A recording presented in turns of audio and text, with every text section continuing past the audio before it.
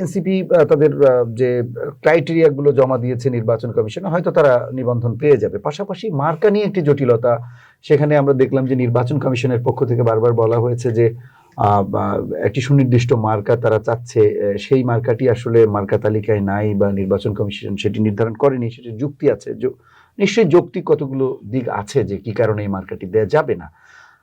এটি নিয়ে একটি সংকট তৈরি হয়েছে, সেটি নিয়ে এনসিপির নেতারা নেতিবাচক মন্তব্য করছেন। সার্জিস তিনি বলেই দিয়েছেন যে শাপলা ছাড়া আসলে তারা নির্বাচন হতেই দেবে না। এই যে নেতিবাচক মন্তব্য, এটি কি শুধুমাত্র মন্তব্যের মধ্যেই সীমাবদ্ধ, নাকি আপনার কি মনে হয় নির্বাচন কমিশনের সিদ্ধান্ত তারা চ্যালেঞ্জ করতে পারে বা আন্দোলনে যেতে পারে, বাধ্য করার চেষ্টা করতে পারে? আসলে বাংলাদেশের রাজনৈতিক ইতিহাসটা আমার মনে হয় যে এনসিপি খুব বেশি উপলব্ধি করতে পারে না।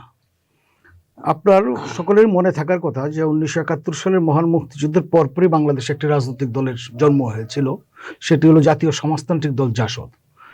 এবং তখনও কিন্তু বাংলাদেশের মানুষরা স্বাধীনতার পর জাসদের উপর একটা আকাঙ্ক্ষা তৈরি হয়েছিল, তরুণ নেতৃত্ব, মেধাবী নেতৃত্ব, তারা বাংলাদেশের জনগণের সামনে একটি নতুন স্বপ্ন দেখাতে সক্ষম হয়েছিল এবং আগামী রাষ্ট্র ক্ষমতার পরিবর্তনে তাদের একটা ব্যাপক ভূমিকা থাকবে। কিন্তু জাসদের তৎকালীন নেতৃত্ব, আমি বলবো যে হঠকারী সিদ্ধান্তের কারণেই জাসদের পরিণতি কিন্তু খুব বেশি ভালো হয়নি। সেখানে 75-এর পট পরিবর্তনের পর জাসদ কিন্তু আর সামনে আসতে পারলো না। সেখানে জিয়াউর রহমানের মতো একজন দেশপ্রেমিক সৈনিকের আগমন হলো এবং সেই সৈনিককে কেন্দ্র করে নতুন বলয় সৃষ্টি হলো। এখানে আমার কেন জানি মনে হচ্ছে যে এনসিপি ঠিক একই ভুল করতে যাচ্ছে।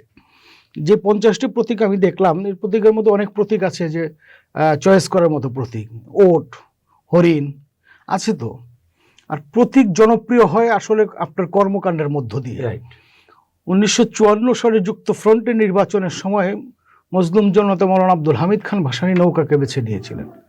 এবং সবচেয়ে বড় কথা হচ্ছে বাংলাদেশের 3টা জনপ্রিয় প্রতীকেরই কিন্তু জনক মৌলানা ভাসানী, অর্থাৎ নৌকা, পরবর্তীতে ধানাশীষ, এবং বিকল্প উনি নাঙ্গল প্রতীকও একসময় চেয়েছিলেন। তাহলে এই যে রাজনীতির ধারাবাহিকতা, অর্থাৎ মৌলানা ভাসানীর রাজনৈতিক কর্মকাণ্ডের মধ্য দিয়েই কিন্তু 1954 সালে নৌকা প্রতীক বাংলাদেশের ঘরে ঘরে পৌঁছে গেল এবং জনপ্রিয়তার চূড়ান্ত শীর্ষে চলে গেল।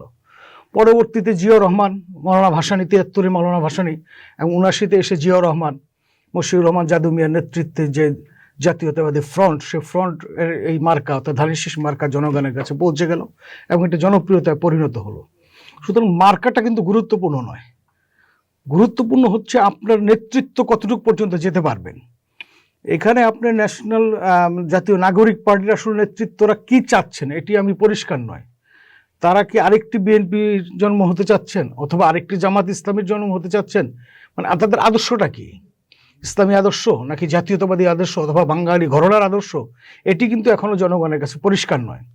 এনসিপির জন্মটা জনগণের মধ্যে একটা নতুন আকাঙ্ক্ষা, নতুন স্বপ্ন সৃষ্টি করেছিল, কিন্তু অল্প দিনের মধ্যেই আমার কাছে মনে হয়েছে যে এনসিপি বিতর্কিত হয়ে গেছে এবং এনসিপির নেতৃত্ব তাদের জায়গা থেকে এমন সব বক্তব্য দিচ্ছেন। কারণ কি মনে হয় আপনার? এটি আমার কাছে মনে হয় যে বয়সের মানে আন্দোলনের নেতৃত্ব কিন্তু এক জিনিস, রাষ্ট্র পরিচালনা এবং রাজনীতি করা কিন্তু আরেক জিনিস।